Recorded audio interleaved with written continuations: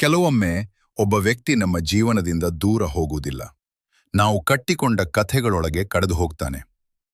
ಒಂದು ಸೀನ್, ಒಂದು ರಿಪ್ಲೈ ಇಲ್ಲದ ಮೆಸೇಜ್ ಮತ್ತು ಒಂದು ಸೈಲೆನ್ಸ್ ಅಷ್ಟೇ ಸಾಕು, ಮನಸ್ಸು ಸಾವಿರ ಕಥೆಗಳನ್ನು ಕಟ್ಟಲು. ಆ ರಾತ್ರಿ 11:47 ನಾನು ಅವಳಿಗೆ ಒಂದು ಸಿಂಪಲ್ ಮೆಸೇಜ್ ಕಳಿಸಿದ್ದೆ. ನೀನು ಓಕೆ ಆಗಿದ್ದೀಯಾ? ಅವಳು ಆನ್ಲೈನ್ ಬಂದಳು. ಮೆಸೇಜ್ ಸೀನ್ ಆಯಿತು, ಆದರೆ ರಿಪ್ಲೈ ಬರಲಿಲ್ಲ. ಮೊದಲ 5 ನಿಮಿಷ ನಾನು ಕಾಮ್ ಆಗಿದ್ದೆ. 10 ನಿಮಿಷಗಳ ನಂತರ ಓವರ್ ಥಿಂಕಿಂಗ್ ಶುರುವಾಯಿತು. ಬಹುಶಃ ಬ್ಯುಸಿ ಇರ್ಬೋದು. 30 ನಿಮಿಷಗಳ ನಂತರ ನನ್ಮೇಲೆ ಕೋಪ ಬಂದಿದೆಯಾ? 1 ಗಂಟೆಯ ನಂತರ ನಾನೇನಾದರೂ ತಪ್ಪು ಮಾತಾಡಿದ್ದೇನಾ? ಆ ರಾತ್ರಿ ನಾನು ಫೋನ್ ಸ್ಕ್ರೀನ್ ಅನ್ನು ನೋಡುತ್ತಲೇ ಇದ್ದೆ. ಪ್ರತಿ ನೋಟಿಫಿಕೇಶನ್ ಸೌಂಡ್ ಅವಳ ಮೆಸೇಜ್ ಇರಬಹುದೆಂದು ಫೀಲ್ ಆಗುತ್ತಿತ್ತು, ಆದರೆ ಏನೂ ಬರಲಿಲ್ಲ. ಮುಂದಿನ ದಿನವೂ ಸೈಲೆನ್ಸ್. ಆ ಸೈಲೆನ್ಸ್ ನನ್ನೊಳಗೆ ಒಂದು ಭಯವಾಗಿ ಗ್ರೋ ಆಗತೊಡಗಿತು. ನಾವು ಇಬ್ಬರೂ ತುಂಬಾ ಕ್ಲೋಸ್ ಫ್ರೆಂಡ್ಸ್. ಪ್ರತಿದಿನ ಮಾತನಾಡ್ತಿದ್ದೆವು. Random memes, late night talks, life problems ಎಲ್ಲವೂ ಶೇರ್ ಮಾಡುತ್ತಿದ್ದೆವು. ಆದರೆ ಸಡನ್ಲಿ ಡಿಸ್ಟೆನ್ಸ್. ಮತ್ತು ವರ್ಸ್ಟ್ ಪಾರ್ಟ್ ಏನ್ ಗೊತ್ತಾ? ಅವಳು ಏನೂ ಎಕ್ಸ್ಪ್ಲೇನ್ ಮಾಡಿರಲಿಲ್ಲ. ಆದ್ರಿಂದ ನನ್ನ ಮನಸ್ಸೇ ಎಕ್ಸ್ಪ್ಲನೇಷನ್ ಕ್ರಿಯೇಟ್ ಮಾಡಿತು. Assumption feels real when repeated enough. ನಾನು ಹಳೆಯ ಚಾಟ್ಸ್ ಓದಲು ಶುರು ಮಾಡಿದೆ. ಒಂದು ಡ್ರೈ ರಿಪ್ಲೈ, ಒಂದು ಶಾರ್ಟ್ ಆನ್ಸರ್, ಒಂದು ಡಿಲೇಡ್ ಮೆಸೇಜ್. ಈ ಎಲ್ಲ ಪೀಸಸ್ ಕಂಬೈನ್ ಮಾಡಿ ನಾನು ಒಂದು ಕಂಪ್ಲೀಟ್ ಸ್ಟೋರಿ ಕಟ್ಕೊಂಡೆ. ಅವಳು ನನ್ನನ್ನು ಅವಾಯ್ಡ್ ಮಾಡುತ್ತಿದ್ದಾಳೆ. ಆ ಥಾಟ್ ನನ್ನ ಎಂಟೈರ್ ಮೂಡ್ ಚೇಂಜ್ ಮಾಡಿತು. ನಾನು ಆಂಗ್ರಿ ಆಗಿದೆ, ಸ್ಯಾಡ್ ಆಗಿದೆ, ಆದರೆ ಹೆಚ್ಚು ಹರ್ಟ್ ಆಯಿತು. ಯಾಕಂದ್ರೆ ಯಾರಾದರೂ ದೂರ ಹೋಗೋದಕ್ಕಿಂತ ಕಾರಣ ಗೊತ್ತಿಲ್ಲದೆ ದೂರ ಹೋಗೋದು ಹೆಚ್ಚು ನೋವು ಕೊಡ್ತದೆ. 3 ದಿನಗಳ ನಂತರ ನಾನು ಫೈನಲಿ ಮೆಸೇಜ್ ಮಾಡಿದೆ. ನೀನು ನನ್ನನ್ನು ಇಗ್ನೋರ್ ಮಾಡ್ತಿದ್ದೀಯಾ? ಟೈಪಿಂಗ್. ಆಮೇಲೆ ರಿಪ್ಲೈ ಬಂತು. ಏನು? ಅಷ್ಟೇ. ಆ ಒಂದು ವರ್ಡ್ ನೋಡಿ ನನ್ನ ಅಸಂಪ್ಷನ್ ಇನ್ನೂ ಸ್ಟ್ರಾಂಗ್ ಆಯಿತು. ನಾನು long paragraph ಕಳಿಸಿದೆ.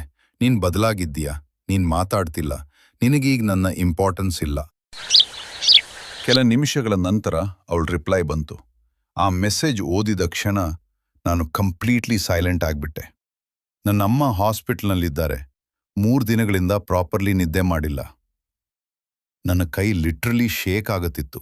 Screen blur ಆಗುತ್ತಿರುವಂತೆ feel ಆಯಿತು. ಯಾಕೆಂದರೆ ಆ 3 ದಿನಗಳಲ್ಲಿ ನಾನು ಅವಳ ಪೇನನ್ನು ನೋಡಲೇ ಇಲ್ಲ.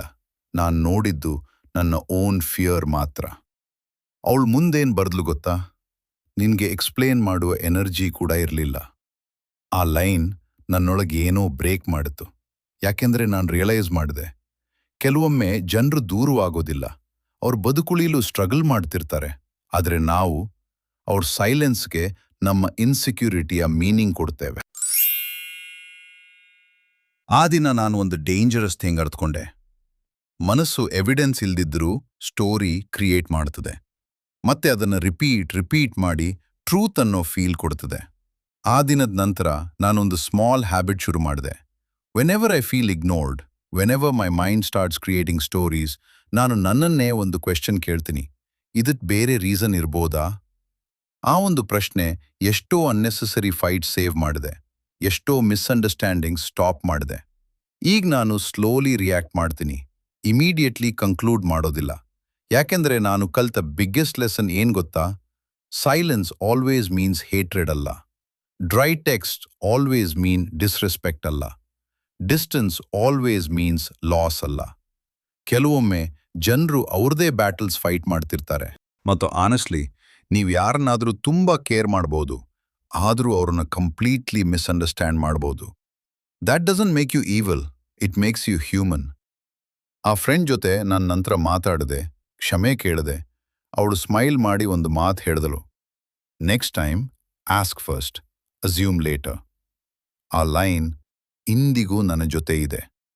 ಹಾಗಾದರೆ ನಿಮಗೂ ಯಾವಾಗಲಾದರೂ ಇಂಥ ಸಿಚುವೇಶನ್ ಆಗಿದೆಯಾ? ಒಂದು ಸೈಲೆನ್ಸ್, ಒಂದು ಡ್ರೈ ರಿಪ್ಲೈ, ಒಂದು ಮಿಸ್ಅಂಡರ್ಸ್ಟ್ಯಾಂಡಿಂಗ್ ಮತ್ತು ನೀವು ಕಟ್ಕೊಂಡ ಸ್ಟೋರಿ ಕಮೆಂಟ್ನಲ್ಲಿ ಶೇರ್ ಮಾಡಿ. ಈ ಸ್ಟೋರಿ ನಿಮಗೆ ರಿಲೇಟ್ ಆಗಿದೆ ಅಂದರೆ ಲೈಕ್ ಮಾಡಿ, ಸಬ್ಸ್ಕ್ರೈಬ್ ಮಾಡಿ. ಯಾಕೆಂದರೆ ಮುಂದಿನ ವಿಡಿಯೋನಲ್ಲಿ ಒಬ್ಬ ವ್ಯಕ್ತಿಯ ಓಕೆ ಎಂಬ ಒಂದು ವರ್ಡ್ ಹೇಗೆ ಫ್ರೆಂಡ್ಶಿಪ್ ಡಿಸ್ಟ್ರಾಯ್ ಮಾಡ್ತು ಅನ್ನೋ ಸ್ಟೋರಿ ಶೇರ್ ಮಾಡ್ತೀನಿ. Thanks for listening. ಮತ್ತು ನೆನ್ಪಿಟ್ಕೊಳ್ಳಿ, ಕೆಲವೊಮ್ಮೆ ನಾವು ಫೈಟ್ ಮಾಡೋದು ರಿಯಾಲಿಟಿ ಜೊತೆ ಅಲ್ಲ, ನಾವು ಕಟ್ಟಿಕೊಂಡ ಕತೆಗಳ ಜೊತೆ.